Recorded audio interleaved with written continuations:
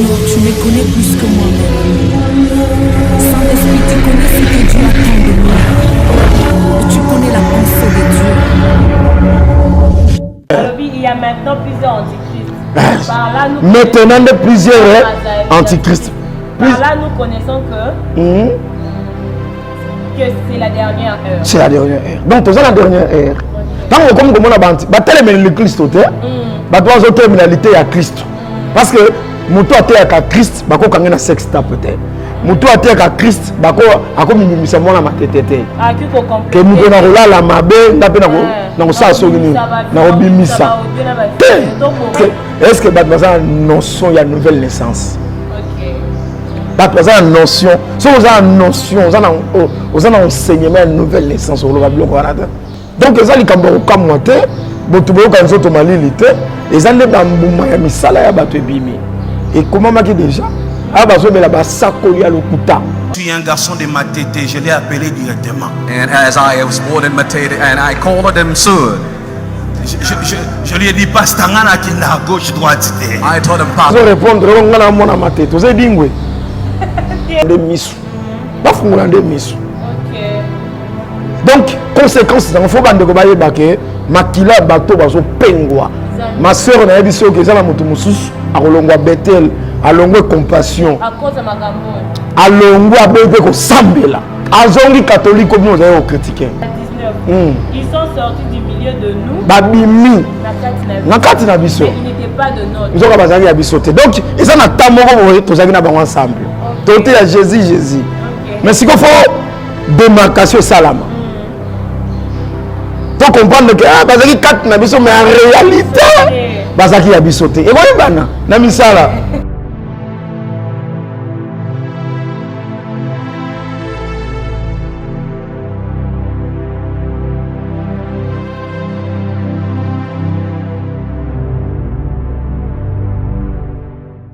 bonjour chez vous pour tous ceux-là qui vont nous suivre pendant la journée et puis bonsoir on a l'occasion de connaître vraiment la pourquoi bienvenue sur votre chaîne Pasteur Emmanuel Toumba TV. Je sais que votre mission, le temps de réforme, vous a un peu manqué parce que ça fait pratiquement un mois qu'on n'a pas pu enregistrer des émissions, un nouveau numéro de votre mission, le temps de réforme. Moi, le programme est belé, moi, ma femme est belé, deux fois la santé a dérangé, le pasteur était un peu occupé par-ci, par-là avec d'autres programmes. C'est pourquoi on n'avait pas eu cette occasion-là d'enregistrer un nouveau numéro de votre mission, tant aimé et tant attendu, le temps de réforme. Aujourd'hui, nous sommes là pour toujours continuer notre enseignement que nous avons commencé au début du mois de février sur le nouveau thème qui est le changement de sacerdoce. Comme Tobandaki, l'introduction, on avait dit que prochainement, pour une meilleure compréhension, nous devons avoir un tableau sur place pour expliquer ce que on est à court. Pour comprendre, on est à mathématiques, on est à philosophie, pour comprendre, pour que ça puisse rester gravé dans la catastrophe ya biso. Mais avant ça, avant de continuer avec notre thème qui est le changement des sacerdoces, tozonga un peu sur les 5 grandes journées qu'on avait ici dans un colis sur l'enseignement qui était animé par le pasteur Emmanuel Toumba. Mais ils avaient l'actualité Simba. Pourquoi? Parce qu'on vous avait dit que sur cette chaîne, nous sommes là pour l'édification de l'église corps. Donc pour tous les enfants de Dieu qui sont répandus au travers Yamokili. Ouais, dans la Belgique, ou à Zawa, Pidonio se retrouve. C'est pourquoi quand il y a des choses qui se font dans l'église, pas seulement l'église locale, même l'église corps par-ci par-là, moi je suis chuchotement à ce qui concerne Maramanza, mais pour recadrer les choses, pour que les enfants de Dieu puissent avoir la lumière. Qu'est-ce que je vais dire par là? Je vais juste dire que aujourd'hui on va aussi essayer de toucher Marambouana. Vieux Poutine a dans récit, mais Poutine ne souffre pas comme de Maramanza, mais Azo bombardé. Je vais juste dire qu'on aura aussi le temps de faire un peu une analyse sur ce qui se passe entre le pasteur Moïse Mbi et le pasteur Marcelo Tunas, parce que on a suivi des vidéos. Mais encore, c'est rappelé la réalisation, on a bâti la révision extrait la vidéo, parce qu'ils ont eu à dire ça au Bosso. Il y a lieu saint, on bien arraché. Parce que nous sommes de ceux qui croient que l'église, ce n'est pas comme nos maisons. L'église, c'est un lieu saint. L'église, c'est autant c'est tout ce que nous devons faire. Ça doit être pour la gloire de notre Seigneur. Mais Toromi au monde, à la église, beaucoup de choses c'est fort. La église, au moins, le pasteur vient pour parler de Marambo. Je ne sais pas ce qu'ils ont édifié, de quelle manière, mais ça n'édifie pas, ça ne fortifie pas. Ils ont tout rancune, c'est pourquoi on va parler de ça. Et puis, parce que je me rappelle quand nous avons commencé nos séries d'émissions au début, on a eu à parler de chantre, de pasteur, on a eu à invoquer le sujet sur la compétition. On a besoin de toujours. Est-ce que c'est permis? Est-ce que les hommes ou pas? Mais 7 mois, c'est 8 mois après, on se dit qu'est-ce qui se passe réellement dans l'église du Christ? Est-ce que dans la bataille de la fin, on est comme pemeni makasi, il y a un trouble côté na kati ya maramanza beto ezanini? Sans plus tarder, nous sommes déjà avec le pasteur sur notre plateau. Bonjour pasteur Emmanuel.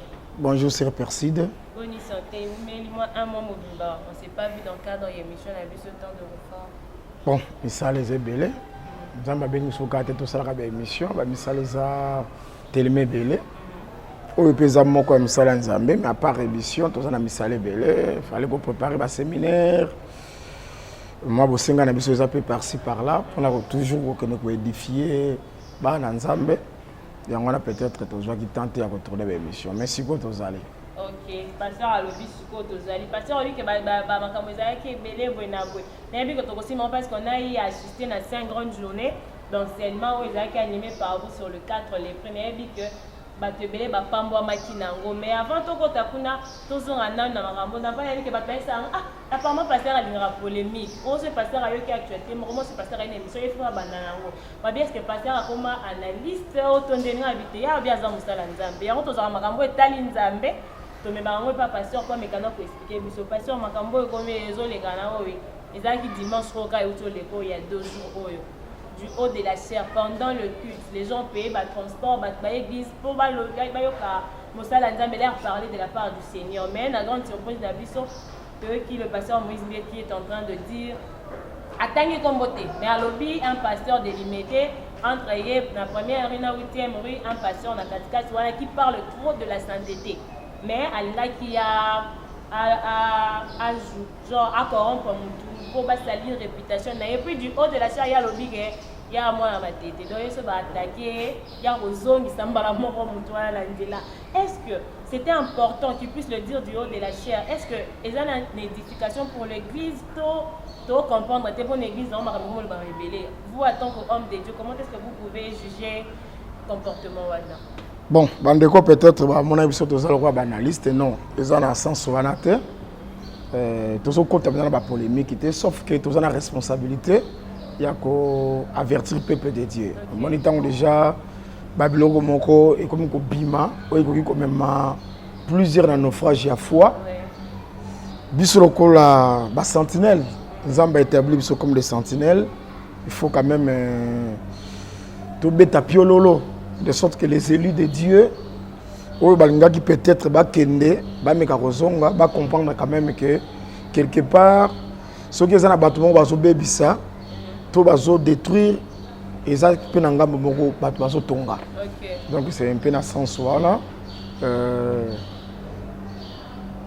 Bon, ils ont toujours là dans le comportement ou toujours là tout ça surpris. Mais quelque part peut ça tout ça surpris. Donc oui, ça oui, il faut ça là main. Et c'est les salamandés parce que aux autres se souvenir, tous les cas, dans l'émission, dans 5 ans, on va abonner. Bazong la émission, on a vu cette émission, on va dire comment on va chanter, on va comment on va pasteur. Je crois qu'il y a 7 mois passés. Ah, bah on va dire contre Bisso. Le lot peut-être va couper sa Bisso raison. On dit que mon touzaki no moyem yo luli côté ya, nzamba benga ki ototé ya. Voilà des conséquences. Au moins que ça otika la kanoko to moyembi. Tant monsieur lingeza nango bien.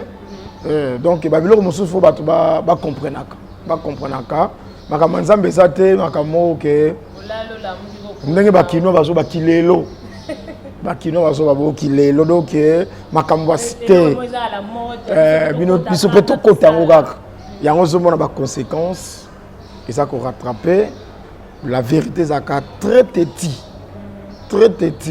yango lelo bato bazo tomber na ba piège ozina no Matthieu chapitre 7 verset 20. sera déjà la Bible. Donc, quand on a quatre enseignements, la Bible, c'est juste Maramuzo, les canards. Il y a un pasteur, il y a un peu de lumière sur ça. Pasteur, on dit Matthieu, chapitre 7. Verset 20. Matthieu 7, verset 20. C'est donc à leur fruit que vous les reconnaîtrez. Ngate, nana botamite. Bande qu'on a bien dans ma botamite verset ezalaki déjà. OK. Biso soso totanka verset tozo observer. Ato batami o batami tozo yeba nature nzete te.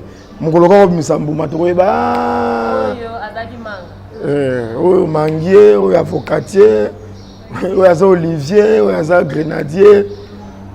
To yeba na bambuma. Donc tout ozomona ezande bambuma.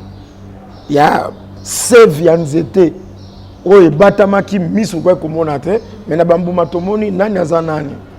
Donc ezali kambo kamwa te, botu boyoka nzoto malili te, ezande bambuma ya misala ya bato ebimi. Et comment maki déjà abazobela basakoli ya lokuta. OK. Bokoyeba bango na bambuma. Parce que je ne pense pas que mosakoli ya solo mosali ya Yesu Kristo bakokuta na mwasi ya bato. Bakokuta ni to bakokuta azana femme marée na robe babena on robe de nuit. Non. Ezande mbuma ebimi. Non. Si quand on musu bazo répondre on ngana mona matete. Oze dingwe. Mais yo tika kosambela pembeni ndeni. Kosambela kangami na biso. Est-ce que non. Est-ce que bato baza notion ya nouvelle naissance? OK. Bato baza notion. So oza notion, oza na enseignement ya nouvelle naissance au loba biloko wana. Po muto kala sa kufi. Mwana mateta sa kufa. Pour rappeler Balobi mutwana asambela na la bien. Yango to bi ke awana ezana no ndeko ndengwana faut koteya mate ya nouvelle naissance, renoncement aux œuvres mortes. OK. Ce que so ko la Bible ça va aller. OK. Eza miliki. Vous comprenez? Parce que vieil homme fa kufa te, muto akala. Muto sika faut ba otamanga Jésus bisaki Nicodème. Tala makambo boye retango. Il faut obota masika. Don Nicodème azokamba na cotation na bumama matin. So obota mina maite na molimo te. C'est que muto akala, muto lisumu fa kufa. Mwana matete fa kufa. OK. Donc si les loso muto atikali mwana matete, c'est que nana atikala ko connaître la nouvelle naissance te. Et ça peut pas si pour na ba bazo yokai. Vraiment. Joana nous Proverbe chapitre 11 verset 14.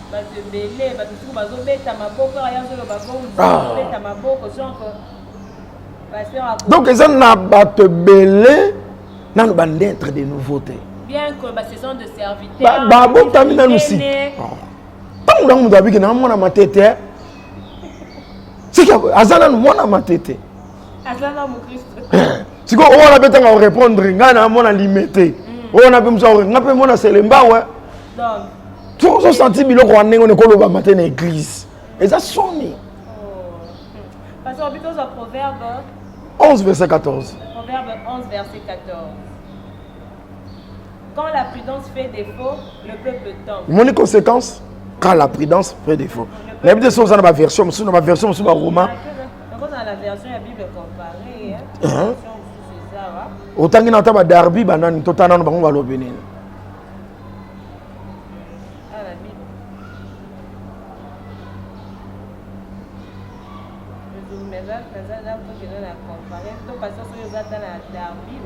Non, on a dans lui second tangi.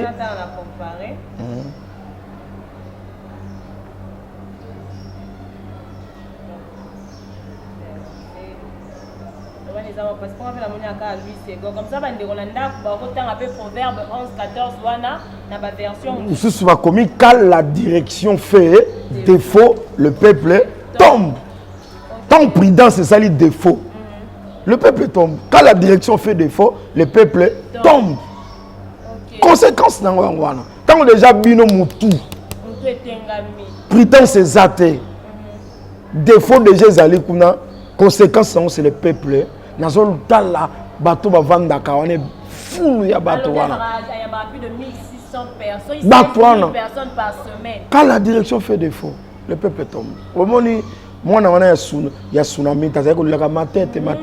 Pas c'est bandagi na mutu. Il y a un moutou et zobela, nous autres moumbeko bela.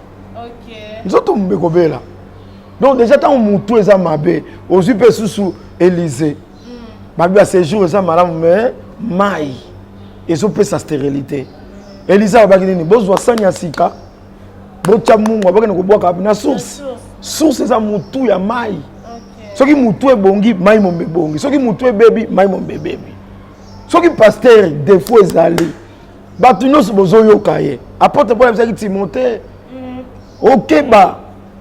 Na mateya na yo ekobikisa yo na ba bazoyoka yo donc mote yo banana nkobika po ba bazoyoka babika soki mote ekomi mutakala na yo na internet atoko se justifier mes vidéos ezali montage non montage yango ezalaka pa na yo Photoshop kaka pa na yo donc c'est pas bien puis pasteur peut que au comploter contre mon ingano pas. Donc awa donc papa ça va guerre et ça les entre et ça la caté parce que loi moko lobi que ba bunda kaliboso moi c'est azemité sinon ta reçoit pas zemi moi c'est azemi c'est l'église bazana azemi à Christ OK to foi soki bino ba tu bokomo ko bunda mibali bokomo ko bunda liboso moi c'est azemi na ko bunda na bino moi c'est na ko avorter.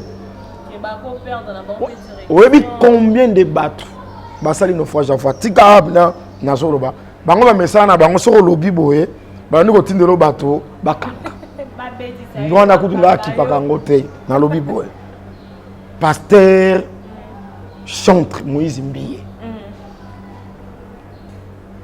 ya kazi na bimona matete na betel mo ba sepeli ndenge yazo kanisa yes, c'est faux. Azo mikosa.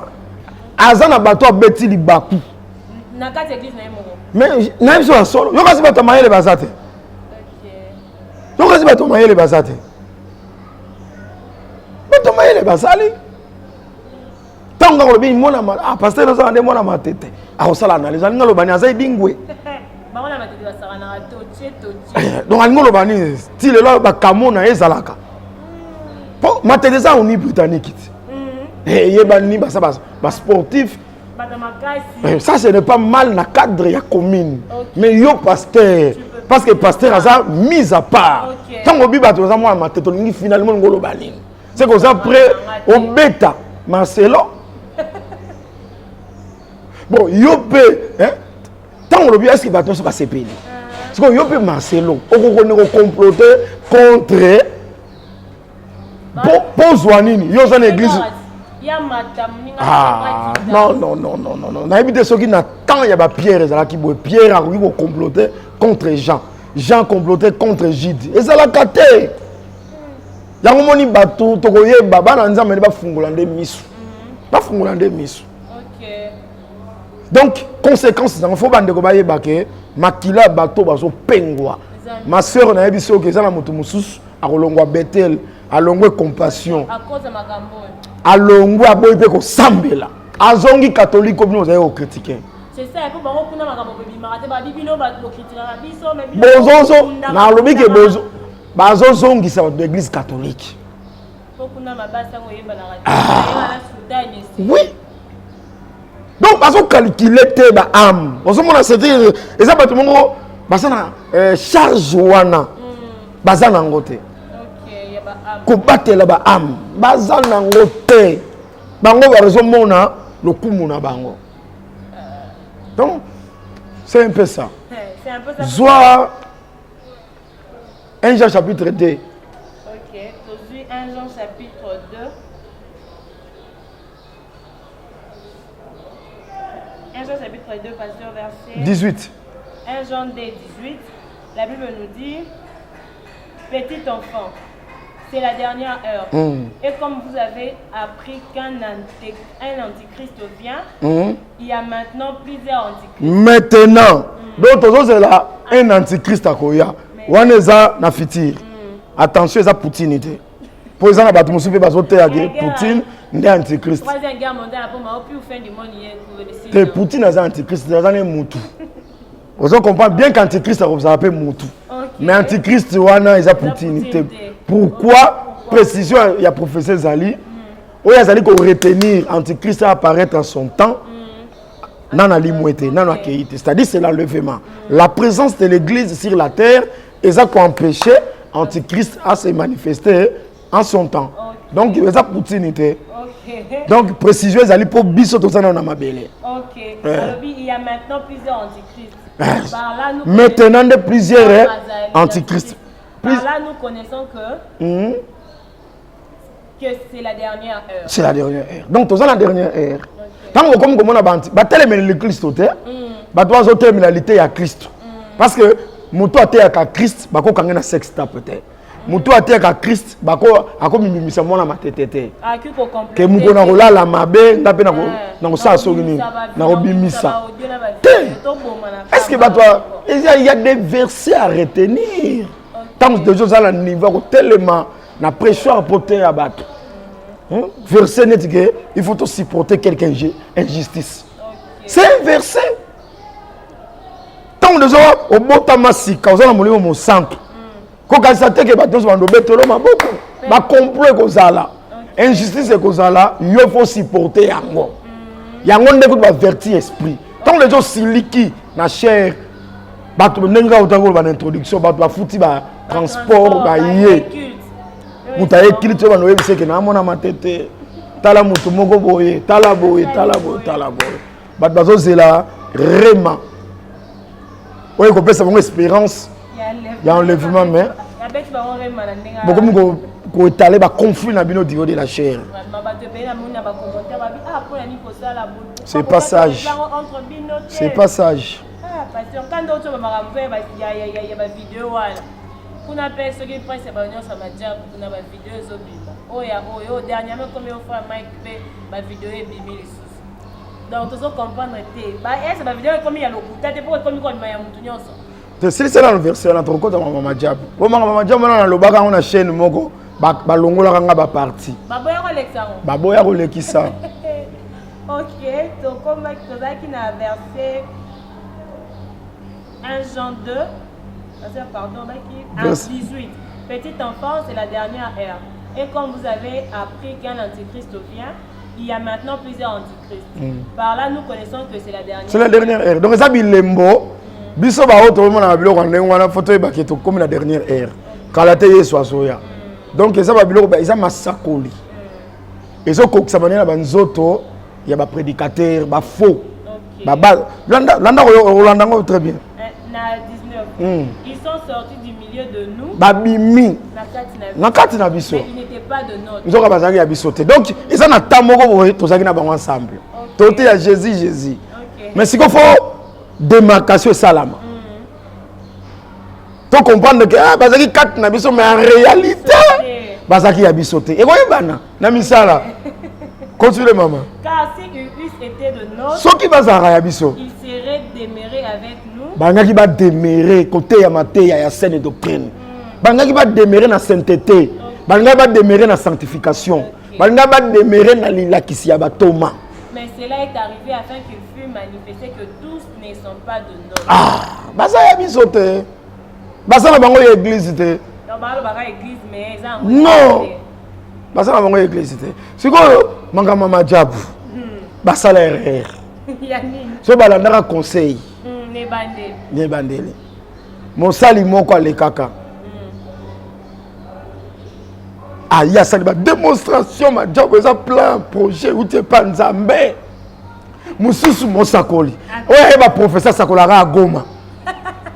Ba nini na ye Fachi Goma. Fachi Ituri. Aza prophète Goma. Te ye ma prophétie na yemingaka oh boye ye pa ye donc nzamba la sai ma job ngata la lande mission wana na kendaka na même chaîne wana na expliquer donc ya prophétie na ben d'exemple que ba sali mongo ba lekia ba bi ma job te banza meza lokuta bakati parti na wana parti wana ba longola yango ngana zo pesa ngutu conseil ngabi ma job ngana tala kango eza mabete eza œuvre culturelle. OK. Et ça la voda comme superstar. OK. Batika na bango kuna. OK, bakota ndeko manzambe te. Te. Mais bango zaki exactement. Ma sœur, yo kanisi j'ai concours neti. supporter na tanga neti voda comme superstar yo kasi buzo be salamate to yo rabe buzo boko yo kangote parce que couleur ezalera ki eza œuvre culturelle te eza œuvre culturelle omoni oyo epesi makelele po bo commission ya Nzambe soki ezalaki œuvre culturelle basuki ke eza œuvre culturelle ata bablo basexe tape bimaki na kati bato banga mona ngo normal eloko osuki epesi makelele ezali po bozwi œuvre culturelle bolingo komisa ngo makambo ya Nzambe nzoka ezalaki makambo ya Nzambe te bongo ye kolo majabu na conscience na ye na motema nayebi teke makambo ya Nzambe te koyemba nzembo ya Nzambe elakisi nini nani defin emeneya ayemba nzembo ya Nzambe ayemba nzembo ya Nzambe yo kasi koyemba nzembo ya Nzambe eza nini koyemba nzembo ya Nzambe eza nini okoye mutu nyonso aza na droit oyembela Nzambe mutu nyonso est ce que so oyembeli Nzambe nde okomi chrétien so oyembeli Nzambe nde oza sanctifié non yo kasi ozwi likambo nde otie kombo ya Nzambe nani yango alobaka kombo ya Nzambe te meme nganga alobaka kombo ya Nzambe meme moyibi alobaka kombo meme kuluna alobaka kombo ya Nzambe problème ezali kozala mwana Nzambe eza vie mukonino so mona otangi na Bible moni ba apôtre to apôtre ata moko azwi bato bo basangisi bo bosala concours ya koyemba concours wana ezaki po bakende wapi bon pour la koyemba malamu ba soutenir ye genre la production ayeba na banzembo ndeko moyemba mapartout mais ça mabete et ça la œuvre culturelle c'est pas mal so au moins sur ezaki œuvre culturelle mais babiloko no so sala et au kamite et yo kami po bato ba considérer yango ke sali ezalaki na kati eza makambo ya Nzambe sikoto bato bamona bamutakale bima na kati nango presque bango tout nde bimi tango bandi ko bima nde ba ki somme mais tango mususu na préciser mais tango mususu ba même comportement tango mususu na ba voda comme superstar et salamaki mais ate bima ki kutu mutako chango kate parce que c'est normal c'est ça c'est ça soki ba yoka ngai ba doit vérifier bokene na Chebiso TV et pas Chiki Mukati na sala émission majabu te bakata kande na o mususu wana na yaka ko reprendre yango pas Chiki Mukati Chiki Mukati Alexandre tout Chiki Mukati Alexandre tout yango na sengi po bato ba mona na lobango kala lelo te kala do bato ba yango na pesi référence kota na YouTube na Chebiso TV vérifier pasteur Emmanuel na alobela déjà na émission ya don ya prophétie na alobela déjà makambo majabu ke za Nzambe te pe na pesa bongo conseil etika la œuvre culturelle d'ailleurs les aki œuvre culturelle ngo zo mona te bambunda na bango ba dessiner ba couleur c'est ça au monde que ça culture ya mboka kitoko ngana elona no se pena ngo nde ngwana ezaki benaki culture ya mboka batie mo ba couleur wana ba nzete bazobeta bambunda bazoteka culture ya mboka na biso partout basu bana bato soki basukaki wana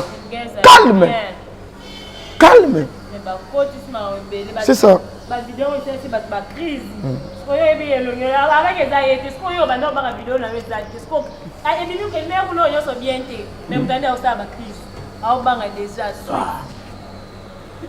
boko yeba bango na bambuma na bango heureusement Bible c'est yebaki makambo kala et c'est le bakiango biso tozana eloko tozobanga te bana Nzambe ka bokeba bozwa mayele bozwa ba fanatique ya batute c'est Jésus le seul ndandimaki kobema péché na bino akufela ki bino na croix bota la Christ en tout cas so bozo trouver ba intérêt na bino te na kati ya ba église wana bobima na bino et comment même mon peuple sortait au milieu d'eux ndai bo moni do simba te ngana simba bobima na bino bobima otuninga okende wapi yaka na assemblée de saints yaka neti biso za kinga sani ya suka numéro avenue Nkoli numéro 7 yaka na yo awa tolandelaka liteya eloko eza na liteya tosalelaka eloko eza na liteya te jamais tokotika kosalela yango. Ok, d'accord, pasteur, tout ça courir derrière le temps. Pasteur, quand le Bible est venu pour le numéro 7, la semaine passée, tout le monde a dit, vous avez organisé 5 grandes journées d'enseignement et de fortes prières. Thème est là qui le 4 les la 2 rois 7 voilà. Parce que peut-être sous bazo qui temps retard, c'est bien que je sais que à partir de l'émission oyo, baki kozonga sima. C'est pourquoi nous on appelle déjà la régie, baki la biso moi bestré à séminaire ndenge les cas qui tout le monde qui vraiment full. Si les bandes kuna bo baki qui kutu na espace na bino mais espace en tonda qui karato qui penza bato full les belé.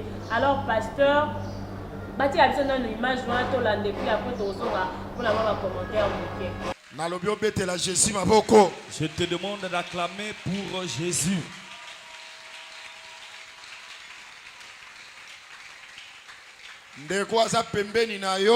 Celui qui est à tes côtés. Bonne fête de la parole. Souhaite lui une bonne fête de la parole. Bonne fête de la parole. Dis-lui bonne fête de la parole. Après cela, parce que on va acclamer parce que nous ne sommes pas en deuil. Nous sommes dans une fête de la parole.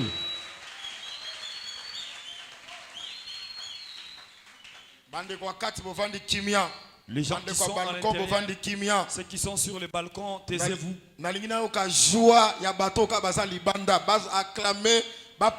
Cri de joie.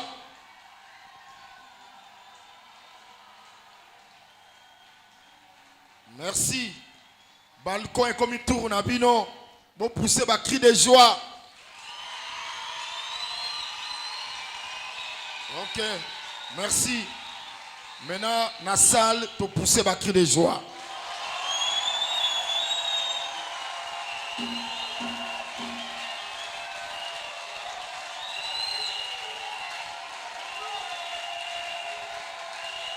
Merci. Merci. Donc, l'ongola mawa potosa na fête. On lève la tristesse parce que nous sommes en fête. Tosa na fête ya parole. Nous sommes dans une fête de la parole. La loi ya ezalaka. Comme il y a la loi de reste. Tango bato ba mipesi na ba prophétie na ba prière na ba mafuta na ba mouchoir. Pendant que les gens se sont donnés par des prophéties, par des huiles, par des mouchoirs. Aller sur les montagnes. Si tout le monde sera détruit. Mais dans la loi reste. Mais dans la loi, les portes se sont ouvertes. Celui qui n'était pas baptisé du Saint-Esprit recevra le Saint-Esprit. Je ne suis pas le premier. L'Écriture dit que pendant que Pierre parlait, les gens qui l'écoutaient avait reçu la puissance du Saint-Esprit. Nous sommes là pour la parole. Voilà pourquoi bien aimé, il faut aimer la parole. Que le Seigneur nous bénisse. Je crois à la prière. Mais la prière sans la parole est Mais la prière sans la parole est vaine. D'abord c'est la parole. Après la prière. Laissez-moi te dire que si tu n'as pas la parole, Dieu ne va pas t'exaucer.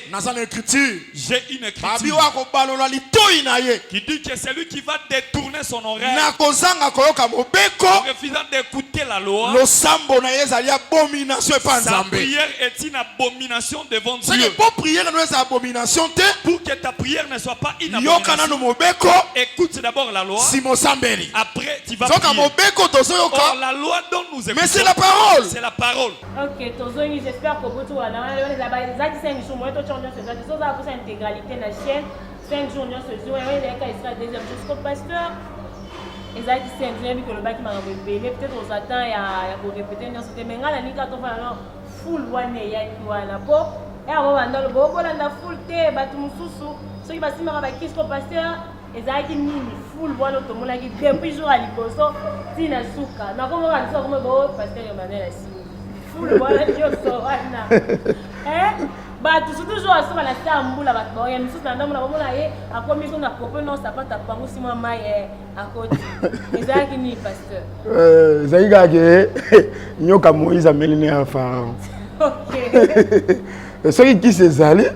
Ezali. Qui c'est Zali? Soki qui c'est Ezalaka? Ah OK. Ezali. Siko côté na. Wana eza mangenda magicien ya Pharaon. OK. Mais côté Moïse peut ça peut la ligne dans la haie. Celui pas boire qui comme on appelle nyoka mais melaka. Yango donc les akinde bon na bon on nzambe tanga so sala na yo moko kama. OK. C'est-à-dire nanga moko na za kama. OK. Donc nanga moko ezaki miracle pour nanga. Donc na zo tala ka ke na zo bima nanga te na veneka na ndako na sambeli na tangi Bible 17h na ye pour na te na kuti batondi. Pour la 16h d'ailleurs par jour à l'époque na yaka penda avant culte est-ce que katika déjà tondaki 16h45 bat comme on fait ndeli ba donc nanga moko na yebi nanga secret moko le kaki wana te donc nanga moko nga mota na ye na bi nzamba terrible. OK. Donc eza nango nzambe moni kaka forcer la nzambe na fidélité. OK. Tambola na kobanga nzambe atalaka intérêt na ye na likambo bo sala. Ce qu'on a trouvé intérêt na ezali à quoi accompagner tellement ya mona ki motema souci na biso ka ke to gagner ba âme souci na biso ka ke peuple nzambe azala édifier souci na biso ka ke peuple nzambe azala béni to sala ki yango te poto tombwama to sala ki yango te pona ba intérêt na biso nzambe pa moni souci na biso accompagner benate te oza musala nanga tika na accompagner yango nda accompagner ka na ngai na kamwe yo moko bokamwaki na bango mongo bato bayaki bakamwaki pour surtout dimanche na se ambula ezaki un grand miracle bato balukaka miracle moto azwaki na se ambula eza mpo na ngai ezaki miracle na considéraki yango mbene ezaki miracle soki bato bakoconsidéra yango ezaki miracle bandima mpe ke moto nyonso aparticipaki na séminaire wana kozala béni.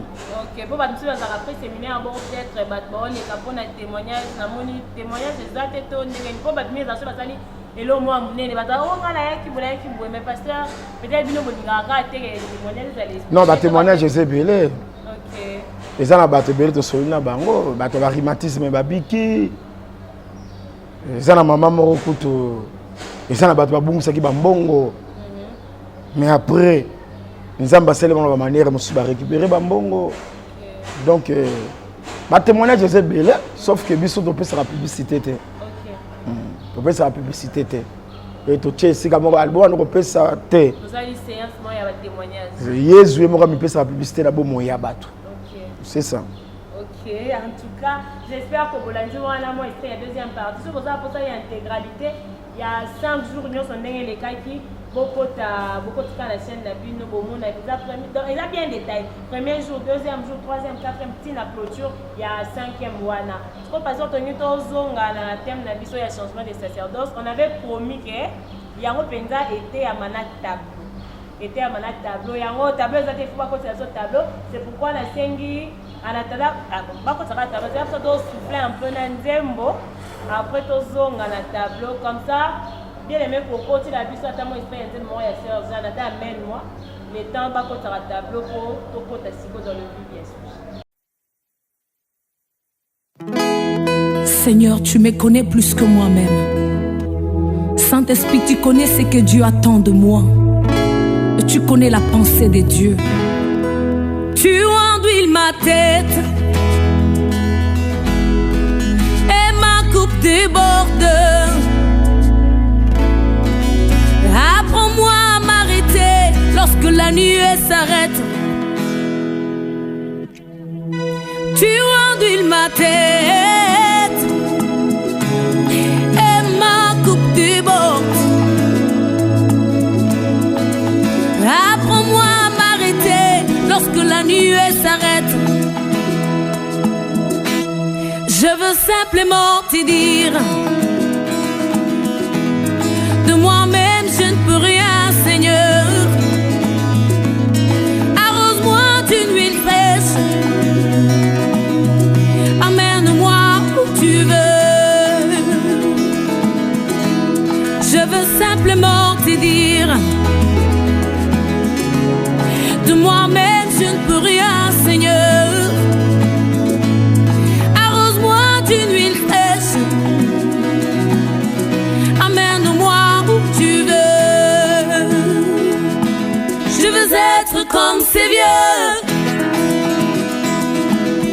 qui n'a plus de force pour marcher lui-même, qui a besoin qu'on lui tienne par la main pour l'aider dans sa marche. Je veux être comme un aveugle qui ne connaît pas l'état du chemin, qui a besoin du bâton de guide pour l'aider dans sa marche. Je suis un aigle étoilé vent. Faut sentir que votre langue ma sœur dans le zongi na tableau parce que c'est une émission sur le bien loco tout ça là on sait pas quand on avait dit anciennement ils ont un tableau c'est pour l'enrimasser bibliothèque c'est pourquoi bah côté sur déjà tableau on était là en train de parler à changement et sacerdoce. Le pasteur avait introduit en expliquer ce changement et sacerdoce à Moussala ministère au Kumbambeka. Alors pasteur tableau et en moyo on va donc continuer puisque tout ce qu'il passe aux amis juste une introduction. Sinaki tableau et en moyo ma bien les mêmes choses à Kaina ma big bandi court et bandi nanda couper beaucoup comme ça tout yo ba bomba minini bomba mi wala na kati ya changement et sacerdoce. Pasteur Emmanuel toujours rapide. OK, je crois que thème na ces changement sacerdoce. To éviter à kolobana mutu. OK. Aux Hébreux chapitre 7 verset 11. OK. Nandaku enseignement la biso penze bandi wala na bablo to bando simba juste pour na pour recadrer makambu mais maman likambu na biso yango to bandi parce que Hébreux chapitre 7. Oui, verset 11. Verset 11. Si donc la perfection avait été possible par les sacerdoces lévitiques, car c'est sur ces sacerdoces qu'est reposée la loi donnée au peuple, qu'était-il encore besoin qu'il parût un autre sacrificateur selon l'ordre de Melchisédek et non selon l'ordre d'Aaron? Car les sacerdoces étant changés, nécessairement aussi il y a un changement de loi. Moni, tout ça, changement sacerdoce, parce que c'est écrit, et c'est biblique. Donc on a un enseignement, il y a Moutou Nabi sauté. Changement sacerdoce c'est salamé. Tout ça qui a sacerdoce, il y a un sacerdoce lévitique. Et c'est comme Beko et Vandaki. Donc on a changement salamé, c'est que la loi et le sacerdoce on a pu changer. C'est que et monsieur attend il y a réforme. C'est que tout le monde a forme, tout le monde a réforme. C'est comme si les sacerdoces lévitiques étaient forme. Ce que les Sénégalais ont réformé le sacerdoce royal. Loi, aux charnel, l'ordonnance aux charnel et comme maintenant spirituel. N'est-ce que tout ça retourne à mon tour? C'est que dans ma vie, monsieur Rossel a besoin. Et qu'on s'en est la bien loco pourquoi? Au consomme sous te pas pakolo mafuta. Parce que tant qu'on n'a pas pakolo mafuta, il faut tourner. Et ça, le sacerdoce, c'est mimi. Ce qui va dire, bon, ma foute est dans sacerdoce lévitique. Ah, si on comprend, ah, sacerdoce lévitique, et quoi qui va me mettre dans la perfection. Parce que ce qui me met dans la perfection, si on a mon sacerdoce, c'est parce que le sacerdoce est incapable, c'est qu'il y a une imperfection. Il y a un changement, il y a sacerdoce et salame. C'est que ma foute va pas coulanga et qu'on me met dans la perfection. Mayo ba kosopelanga et comme manga na perfection te. Quand le pastoral au pasteur na biso alataka. Et comme manga na perfection te parce que sacerdoce ya bilamba ya coton, sacerdoce ya bila ya mafuta, ya mai, ya bataba, ya bikila kila, loi wana nyonso changea et comme une loi spirituelle. Alors, présence sur tableau ezali. Tout ça toujours une introduction. Dans le venant, on a détail en matière. Aux hommes, tant que y a un sacerdoce lévitique, Lévi, comme va Lévi, Dieu au Cana. On a le troisième fils, il y a Jacob. Et ça pas me battre à la troisième. Parce que ça correspond au troisième jour, il y a création. Oyo, les secs, et ça qui tiré des eaux. Pour le côté, il s'appelle que sacerdoce lévitique et ça sacerdoce terrestre. C'est que sacerdoce on est allé, il y a Lévi. Il y a un autre awa Lévi. Sacerdoce naé. nde babenga sacerdoce lévitique. Sikoyo tozui 1 Chronique chapitre 6. 1 Chronique chapitre 6. Otala comment sacerdoce est constitué. 1 Chronique chapitre 6. 1 Chronique chapitre 6. Tobandi na première verset. Ok, 1 Chronique 6, Tobandi na premier verset. Fils de Lévi. Ah. Gershom. Tozo kene malembe. Lévi wana abota. Oui. Ozomona? Oui. Aboti nani? Gershom. Hein? Aboti Gershom. Tokatata. Aboti Gershom. C'est que moi na liboso a Lévi Gershom. On comprendre pourquoi. Tu vas expliquer le corps. Tu continues. Kéat. Deuxième fils naye. Kéat. N'est-ce pas? Kéat. Momoni? Boti susu. Merari. Merari.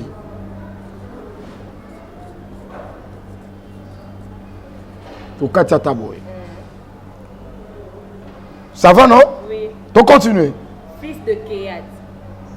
Ce que Kéat il peut na tourner à Salini. Aboti. Amram. Aboti nani? Amram. Hein? Kéat aboti? Amram. Nazoke parce que ba komba ba Bible oyo. Oyo komba boyezelo. Amram. Nde mwana ya Kéat. Continuez. Amram, Jitsea, Hébron et Uziel. Ok. Après, on va dire fils d'Amram. Amram, parce qu'on a tourné, il peut être Aboti. Aaron et Moïse. Ah, on peut dire Aaron Aboti. Ok. Aboti, c'est quoi? Aaron et Moïse. Aaron na Moïse. Et Marie. Tout ce qui a tawala. Atape Moïse a intéressé Bissoté. Ok. A intéressé Bissot à Aaron. Ok. Fils d'Aaron. Aaron peut na tourner Aboti. Nadab. Aaron, oui. Le troisième verset. Fils d'Aaron, Nadab. Oui, oui. Aaron peut na tourner Aboti Nadab. Hein? Na Nadab. Abiou. Aboti Nadab. Abiou. Aboti deuxième fils. Abiou. Abiou. Abiou. Éléazar et Itamar. Aïkobota. Éléazar. Éléazar.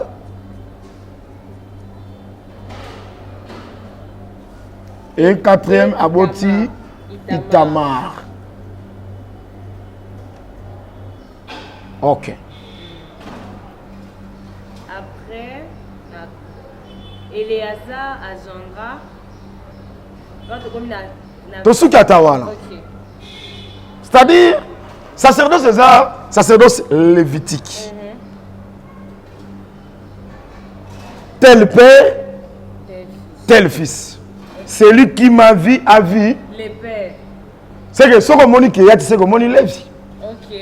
Ce que moni Amram, c'est que moni Kéat, moni Kara Lévi. Ok.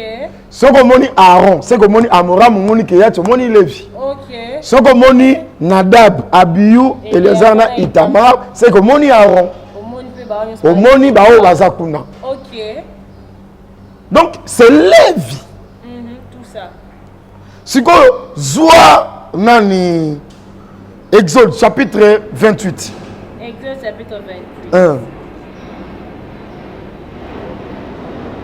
verset. On va lire la première verset. Exode 28, premier verset. Fais approcher de toi Aaron. Voilà, si quoi, Moïse. Ouais, Zali petit frère, il y a Aaron. Il y a Zali prophète. On m'a dit, on a parti parce que tant nous avons Moïse à Boussoir dans. A ébissé que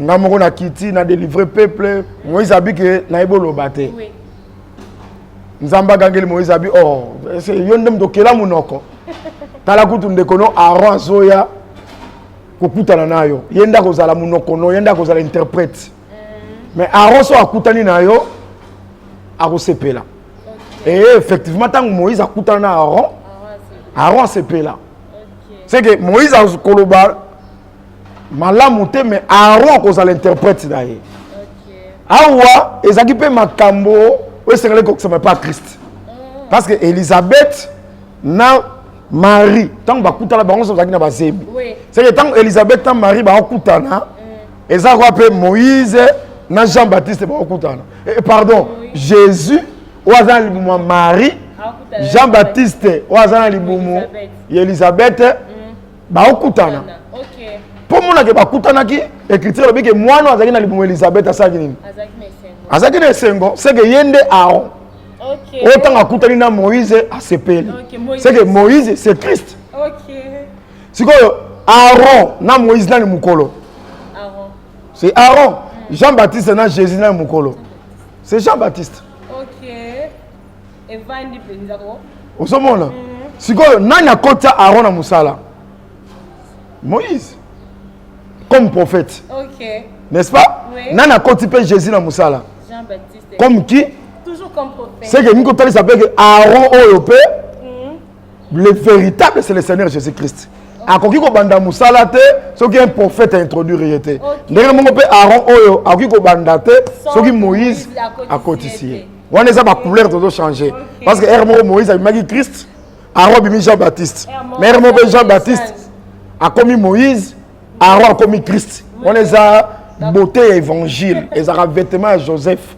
ils en a plusieurs couleurs bakanga manga na couleur mon côté donc ils a pe rôle arc-en-ciel ils en a plusieurs couleurs ko kanga na couleur mon côté osomone loko wana soto bito baksa sous couleur mo suppose moni tunique il y a plusieurs couleurs en a beauté oui yango nde c'est l'évangile osomone parce que yemobe Moïse a dit l'Éternel votre Dieu suscitera au milieu de toi un prophète comme moi à ce que Jésus va y kolobater pour Moïse va y kolobater on comprend ce que c'est que il pas qu'il a besoin il y a Aaron osomona sikoyo koye ba koloba ya Jésus tezani parce que l'écriture lobi Jésus qui est puissant en parole et en œuvre mais tant que ça ko ba parabole tant que ça ko ba parabole parce que c'est là qui Aaron et Yazala Aaron c'est le Saint-Esprit yango on va dire que ça avantage ngana que tant Aaron oya makambo na zo ba kolobela bilongo clairement c'est Aaron c'est le Saint-Esprit nazi par exemple Jésus ibolo bate allez faites de toutes les nations mes disciples baptisez-les au nom du Père du Fils et du Saint-Esprit aibolo bate comme moi tata ngonani comme moi mwana ngonani comme moi mo santo ngonani allez aibolo bate mais ce qu'il fallait que Aaron aya azo maloba na lobango clair Aaron yé na Pentecôte à côté dans nzoto Pierre batuni Pierre motuna homme frère que ferons-nous repentez-vous soyez baptisés au nom de Jésus Soukiwana donc yenda rendre ce que maloba Jésus clair pour na kotalisa que le Saint-Esprit yende Aaron mais batuso bakanga na maloba na liboso ya batu beli bakanga na maloba liboso siko mutu azo ba ndiko kuma koyoka ndenge ni yozela nde Aaron loba bazali pressé mais nzamba ça la bouche la bouche c'est le Saint-Esprit ndazoloba donc totalisa ki po makambo ebima mathématique te nde tozi tableau eloko li tozolonga toloba awa na kati ya kroki oyo tosali ndenge ozalaka otanga wana tozana Exode 28 on a premier verset fais approcher de toi Aaron ton frère et ses fils et prends-le parmi les enfants d'Israël pour le consacrer à mon service dans le sacerdoce. Dans le sacerdoce. Aaron et les fils d'Aaron, Nadab, Abiou, Éléazar, Bangonde, Moïse a côté bon na mosala bonganga. Sacerdoce c'est cause à la tête sans Aaron. Na banana ye. Aaron a outi wapi, a outi pas Amram. Amram a outi wapi et pas Keyat. Keyat a outi wapi et pas Lévi. C'est que ce qu'on dit Aaron et ses fils, c'est toujours Lévi. Il y a un homme qui s'est maté.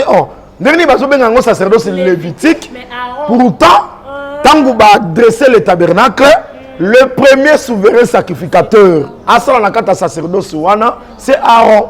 Aaron, Azamakila ya Lévi. C'est lui qui m'a via le Père. C'est que ce qu'on moni Aaron, on moni Lévi. C'est que l'origine, il y a Aaron, ils allaient monter depuis Lévi, y compris ses enfants. Donc, généalogie, la Bible avait l'importance, hein? Si et l'okoyo. Aaron, la sacerdoce, a travaillé dans banana. C'est très important. Ok. Mais loi, on a changé. N'attend de réforme. N'attend de réforme. Ok. Et changer. Il y a un moment où ils sont tikali awa. Papa a su moi à consacrer. Au moment où il pasteur, il va tika bana bana. Bazo sale la oyo. Si ko église il faut tout na. Hein? Cher abonné, il faut se tout na mon tout na. Bozo c'est bien. C'est et ça sacerdoce nini. Ce qui va le dire Aaron ça qui na bana na bango. Yo donc ça pasteur, mais Aaron na bana na ezaki na sacerdoce lévitique. Mais bisous dans un sacerdoce royal. Yo zo moi non biologique otika. C'est que nous moi nous biologique. Na sacerdoce lévitique.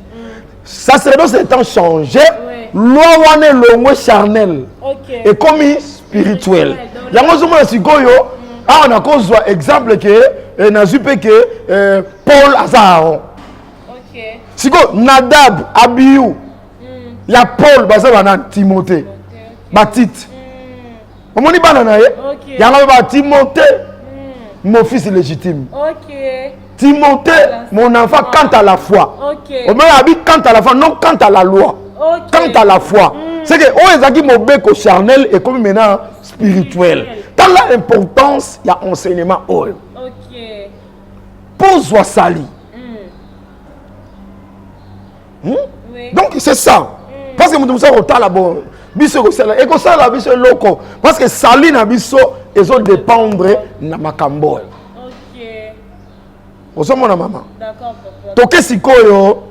Tu comprends déjà que Aaron n'a 4 bananes. Moïse s'est approché bango pour le service ya sacerdoce. C'est que tu simple déjà que le sacerdoce lévitique. Comme souverain sacrificateur, c'est Aaron. Bananaye comme des sacrificateurs. Ok, donc, et ça, c'est sacerdoce lévitique, mais Moutoua Salango Liboso, Aaron, tellement Azana. Lignée à Lévi. Donc, on a quand sacerdoce, on a fait pas Lévi. Ok. Étranger, qu'on pousse en athée. Si on a poussé en athée, on a la pidi de mort. Ok. On a un Zabilon, on a un Kamouane Taliote. On a un Judas, kasi amoni jida mo tanga poussa na kia yango akufa na kwa. C'est ça. Moi na Joseph okesa nini makama otumba mbeka. OK.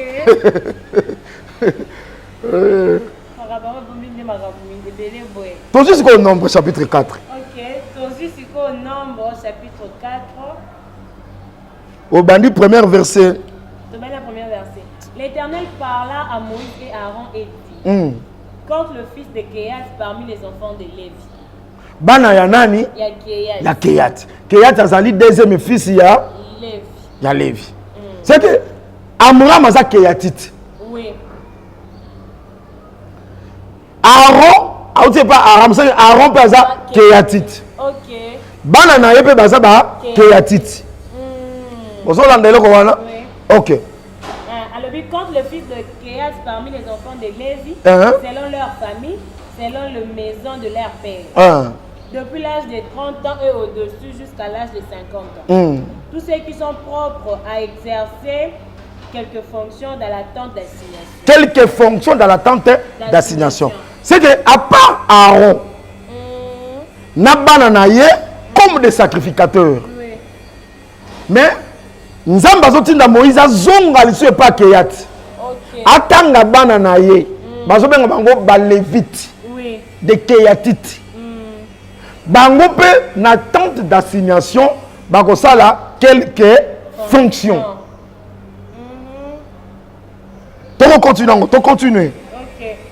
On commence la verset 4. 4 voici les fonctions de fils de Kéat. Ah, baza la fonction na bango. Dans la tente d'assignation, elle concerne le lieu très saint. Voilà ba Kéat. Au départ du camp, Aaron et ses fils viendront démonter le voile et ils en couvriront l'arche du témoignage. Ils mettront dessus une couverture de... Donc quand tu as pour gagner temps, c'est que Aaron a banana, il va sacrificateur. Il va na musala musala ko sala. Ba ko sala service ya hôtel. Oui. Mais à part service ya hôtel na tabernacle, ton akata sacerdoce, il y avait aussi quelques fonctions. Par exemple, ba keyatit, ba porteur. Il y a des ustensiles nyonso ou ezaki na intérieur. Il y a tente d'assignation telles que arche, table à pain, chandelier. Ce qui va Aaron zipi ba komemisa bango. Pourquoi? Parce que ce qui li paté mati et sali mouvement et sengeli quand mobimba bakende. Ba okende na tabernacle mobimba te, il faut pas penser à tabernacle. Ba rozasko biloko akati. Ba memisi ba keyatit. Oh bazo dénombrer bango ko banda âge il y a 20 ans, 30 ans matin. Matin. Donc de 30 matin. Aussi sur quoi Lévitique, tout ça toujours quand on a nombre 4. Nombre 4, ils ont enseignement. Aussi sur quoi 22, verset 22. Nombre 4, verset 22. C'est tout un enseignement et on peut se battre un boutanga. Compte aussi le fils de Gershon. Gershon. Donc parce que c'est quoi pas ya Gershon. Oh azali Gershon ça moi nani? Il y a Lévi. OK. Selon la maison de leur père, selon leur famille. Tu feras les dénombrements depuis l'âge de 30 ans et au-dessus. Jusqu'à de 50 ans. De tous ceux qui sont propres à exercer quelques fonctions dans la tente d'assignation. Oui. Voici les fonctions de famille des Gershonites. Le service qu'ils devront faire et ce qu'ils devront porter. Ils porteront le tapis du tabernacle et la tente d'assignation. Sa couverture et la couverture de... C'est que bango fonction na bango zaki basa ba porteur, tapis, voile, rideau, tout ça. Bilamba nyonso ya tabernacle ba pesi bango. To est-ce qu'on a verset 29 tina 32. OK, na 29 32. Tu feras les dénombrements de fils de Merari. Selon leur famille, selon les maisons de leur père. Tu feras les dénombrements depuis l'âge de 30 ans et au-dessus jusqu'à l'âge de 50 ans. C'est tous ceux qui sont propres à exercer quelques fonctions dans la tente. Quelques fonctions dans la tente d'assignation. Voici ce qui est remis à leurs soins et ce qu'ils ont apporté. Pour toutes leurs fonctions dans la tente d'assignation, le planche du tabernacle, c'est... Donc, on va s'occuper de mabaya. OK. Il y a tabernacle. C'est colonne. Tout ce qui est tawana, tu vas comprendre. OK. Au moment que na musala nyoso ya sacerdoce et où tu toujours pas Lévi et ça la lévite on va dire qu'on exercer quelques fonctions bah où tu toujours na Lévi. OK. Aaron a où tu toujours na Lévi bango baza ba sacrificateur ba monsieur sona bazali ba lévite. OK. Na kata ba lévite tozana ba Gershonite. Tout ça le rôle na 3 familles. Oh oui. Ba Gershonite, ba Keyatite, na ba Merarite. Baza ba Lévite, bango bazali pona ba fonction mususu na kati ya sacerdoce. À part musala ya hôtel. Oh ça est pour Aaron na banana parce que bango baza ba sacrificateur. OK. C'est que Lévite a sacrificateur te. OK, Lévite a sacrificateur mais moi quoi dit na kati ya sacrificateur il faut bimer pas Aaron. OK. Donc Lévite. Si on bimer pas Aaron, on a sacrificateur. Mais si on ne pas Gershon, on a Lévite. Si on ne pas Keyat, on a Lévite. À part quand Aaron n'a bimaka pas Keyat. OK. Si on a Merarite, on a Lévite. Moussala na yo est bien défini, on a porteur. Il y a comme ma biloko akati, il y a comme ma bilamba ba couverture, il y a comme ma baya. OK.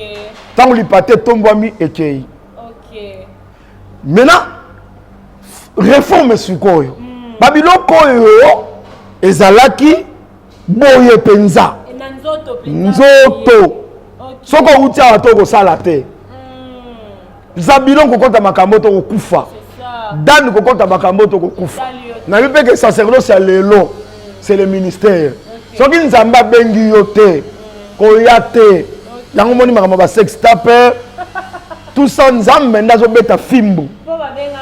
babenga mate bake ko simba makambo za kia bango baza ko baguza OK simba arch na tindi yo na tindi yo ah yango moni ba conséquence yango wana yango ba komi détruire ba crédibilité ou estime aussi là jusqu'au 1 Corinthiens.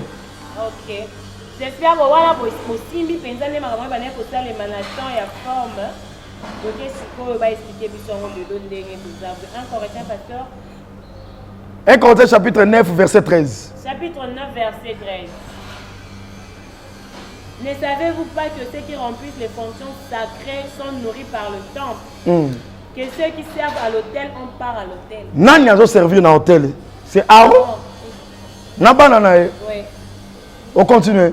14. De même aussi, le Seigneur a ordonné à ceux qui annoncent l'évangile de vivre de l'évangile. Ah, apôtre, tandis que Ezalaba lévite. Parce que nous avons rempli quelques fonctions dans le temple. Nous avons nourri dans le temple. Oh, ils ont ça dans l'hôtel sacrificateur. C'est quoi apôtre ça pour expliquer ceux qui annoncent l'évangile. Oh, ceux qui annoncent l'évangile, ce sont les ministres. C'est que les autres colobake, Ezala sacrificateur, Ezala lévite. Dans tant il y a réforme, ce sont les ministres de la parole. Il y a un moment où le ministère, c'est tout un sacerdoce. OK. Vous savez, c'est tout un sacerdoce. OK. Mais tu as un corps à Christ.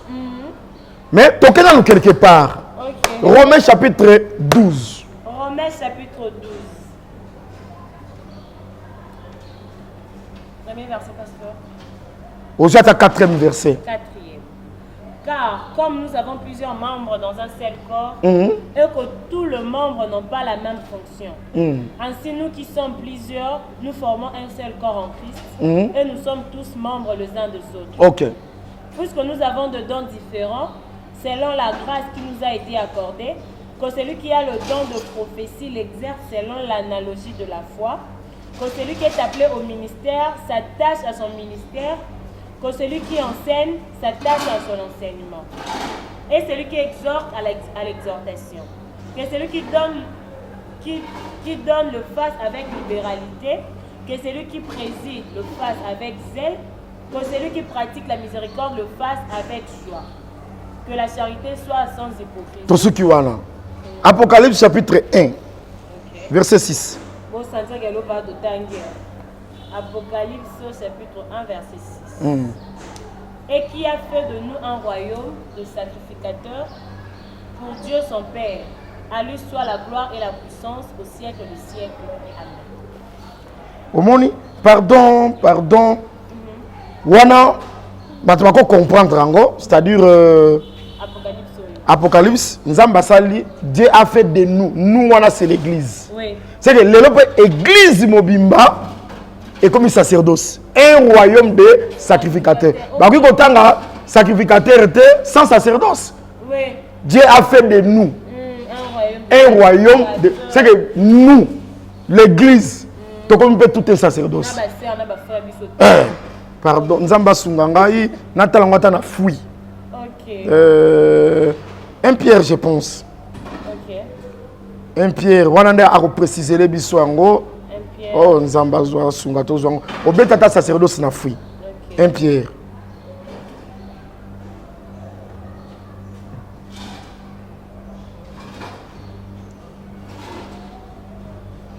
Coco demande les oui. Et vous-même, comme de pierres vivantes, édifiez-vous. Hein? Donc, toujours en 1 Pierre 2, chapitre 5. Ok. Et vous-même, comme de pierres vivantes, édifiez-vous pour former une maison spirituelle. Une maison spirituelle. C'est les maisons qui charnelles. Les tabernacles. Et ça qui pendant les rideaux banines. Si on a réformé et commis une maison spirituelle. Un saint sacerdoce. Un saint sacerdoce. Afin d'offrir des victimes spirituelles agréables à Dieu par Jésus-Christ. Ah, rébité. Au moment que les gens ngaïté, Pierre a été yango. OK. Pierre déjà ça été ya. Banani bazo sala un saint sacerdoce. L'église. C'est l'église mais comme un saint sacerdoce. C'est comme l'église a commis une maison spirituelle. Un saint sacerdoce. C'est que nakati il y a 5 sacerdoces wana personnel dans bazali. Oui, o bakosala. Kuna tomonaki Aaron na bana na ye. Bango bazo s'occuper na hôtel. Sikoyo apôtre na 1 Corinthiens chapitre 9, hôtel on a benyango évangile. Oui. C'est que les gens bateau baza ko s'occuper na évangile. Yango bi ceux qui annoncent l'évangile. C'est que l'évangile est à hôtel. OK. Ozomona. C'est quoi à part l'évangile. N'est-ce pas sacerdoce à part l'hôtel. Il y avait quelques fonctions. N'est-ce pas dans l'église à part l'évangile. Hein, quand on a l'évangile c'est que na prêchoir. Oui. Qu'on enseigne. Il y a aussi quelques fonctions. OK. Où ils ont aussi que ba lévite basala.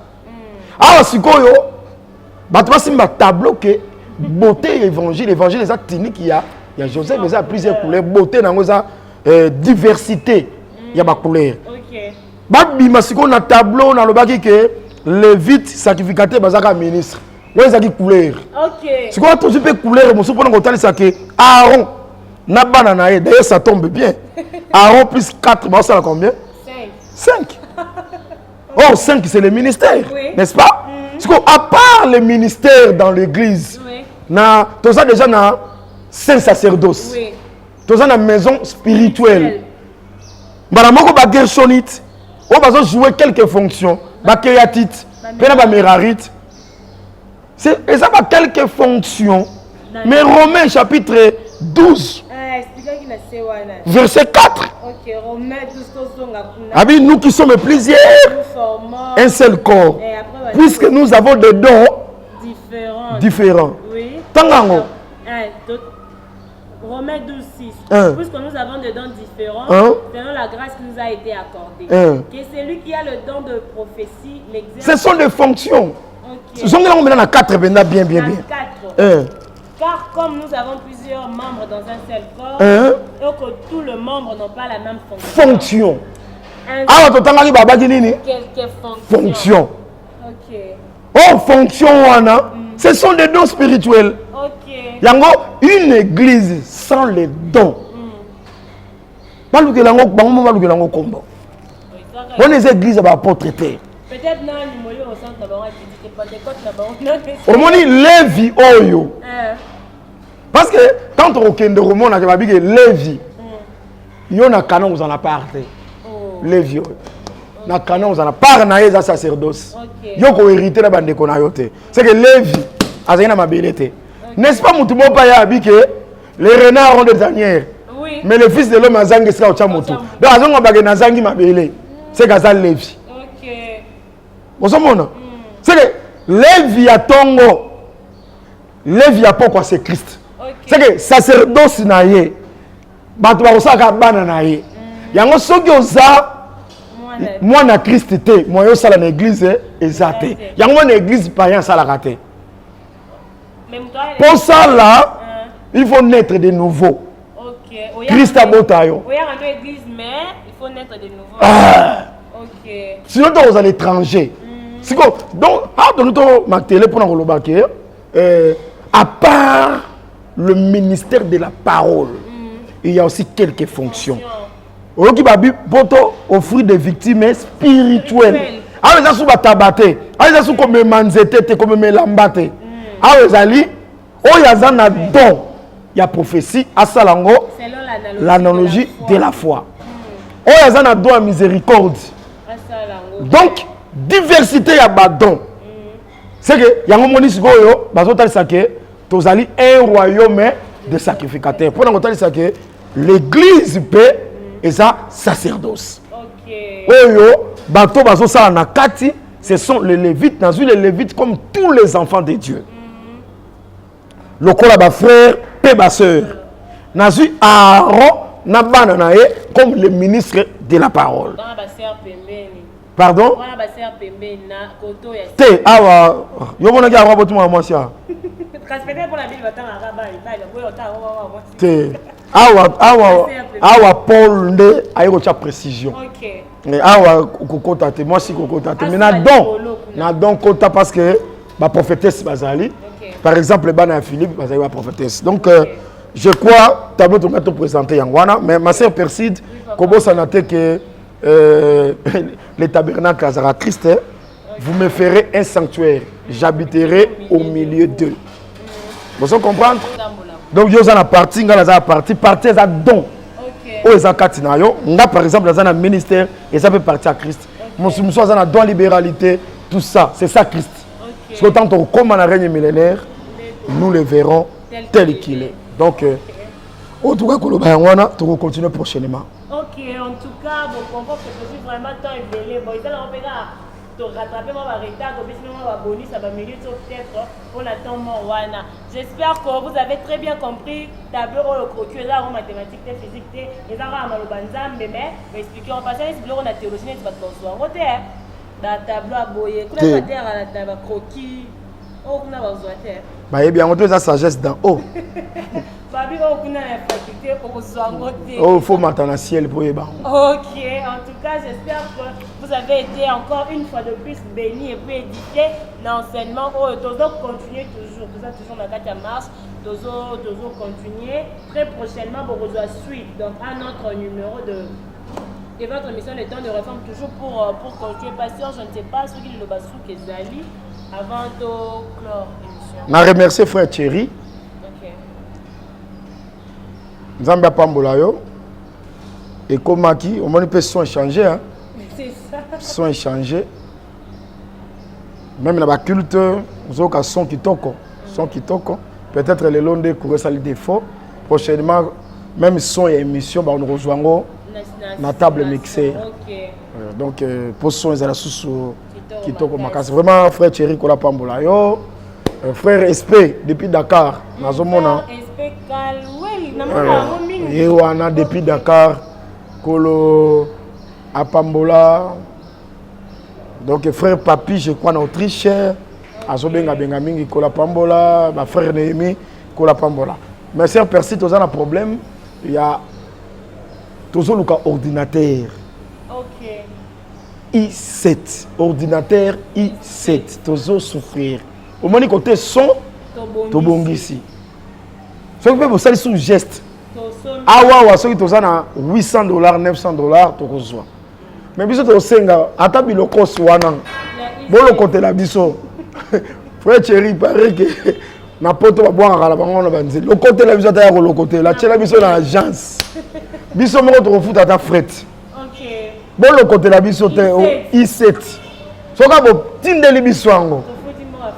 Biso mo to kata na agence to futi mbongo to récupérer yango wana soka bo tindi bozana droit ya 2 émissions par jour et bando par jour ouais. Par jour to nokota biloko. OK donc on va na rapide donc par jour 2 biloko bando kota par jour 14 quelle bénédiction pour la maison. Donc bando kota OK ba mateya ba émission car nanga te wana nde ressenti benaka Arsenal ya assemblée de ce Kobima donc il va te ya blague te ba docteur ba prophète ba apôtre donc Kobima na biso que vous allez terrible ordinateur s'il vous plaît bon le côté la biso ta le côté la frère Thierry bon le côté la biso et ça ka frère Thierry te so tanga frère Thierry po yé to si to moni abongisi biso déjà son comme kitoko. Ndeko musu pesa ndeko mwasi za ndeko mobali lokote la biso ta I7 ya kolokota lokote I7 na baba isi bata na caméra ti boake la biso ta ko boake le mot ko lokote I7 lokote tinde la biso esunga musala oyo bato baza l'édifier est-ce que bozo sepela ndenge ko nga mwana matete o est-ce que bozo sepela nango c'est so beta bino mabako c'est ça poto lo la bo soutenir makamba solo bo soutenir makamba solo vraiment souci na ngeza la ki yango wana so botindi yango et vous allez malamu mingi tika ete Kola Pambola bino. OK d'accord pasteur a suivi si bon tellement quand il a dit que ceux qui ont botindi I7 ba des émissions la clôture ya séminaire bon on a déjà faire un minata ceux qui botindi ka I7 et comme il est longa lobby bon comme on a ba tout sur peut-être le monde là c'est juste une question de rapidité c'est l'ordinateur qui nous fait vraiment de fond. En tout cas merci à surtout bino nyonso bolingaka l'émission temps de réforme bino nyonso bokomelanga frère Ferdinand bino botunaka comment mikolo bémission ezate nous sommes toujours là en train de travailler pour l'édification de l'église corps du Christ. Merci au bien-aimé Coco Dema bien-aimé Coco Dema pour la son, pour la image, pour la montage, pour la nyonso. Frère Aminata, que Dieu te bénisse ainsi qu'au balanzambe nyonso. Que le Seigneur vous bénisse. À la prochaine.